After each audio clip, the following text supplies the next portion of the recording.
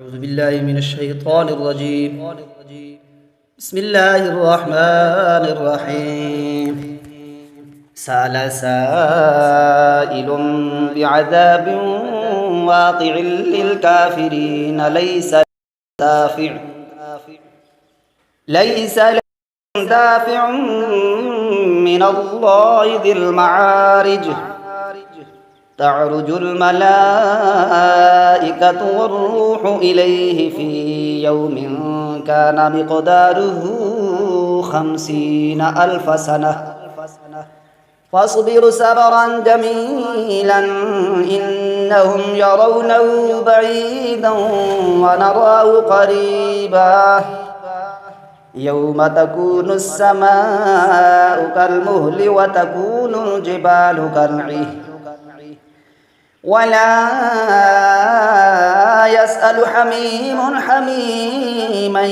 يبصرونهم يود المجرم لو يفتدي من عذاب يومئذ ببنيه وصاحبته وأخيه وفصيلته التي تؤويه ومن في الأرض جميعا ثم ينجيه كلا إنها لظى نزاعة للشوى تدعو من أدبر وتولى وجمع فأوعى إن الإنسان خلق هلوعا إذا مسه الشر جزوعا وإذا مسه الخير منوعا إلا المصلين الذين هم على صلاتهم دائمون والذين في أموالهم حق معلوم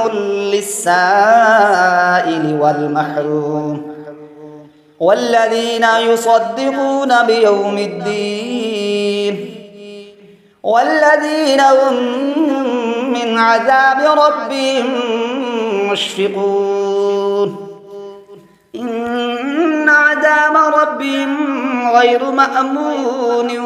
والذين هم لفروجهم حافظون إلا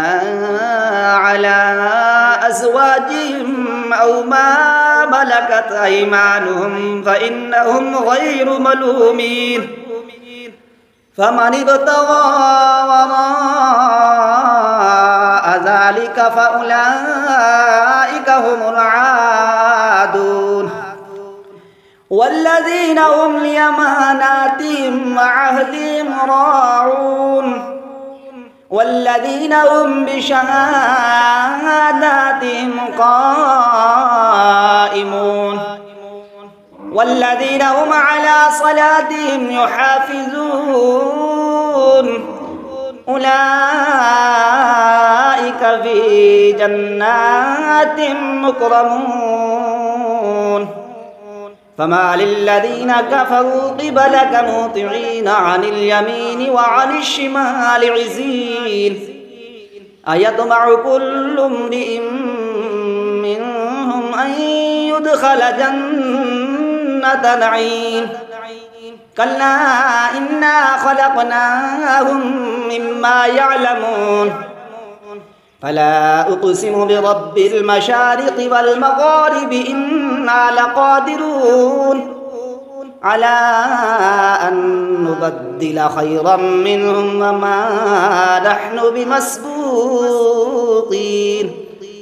فذرهم يخوضوا ويلعبوا حتى يلاقوا يومهم الذي يوعدون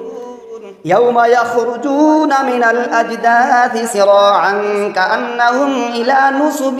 يوفضون خاشعة أبصارهم ترهقهم ذلة ذلك اليوم الذي كانوا يوعدون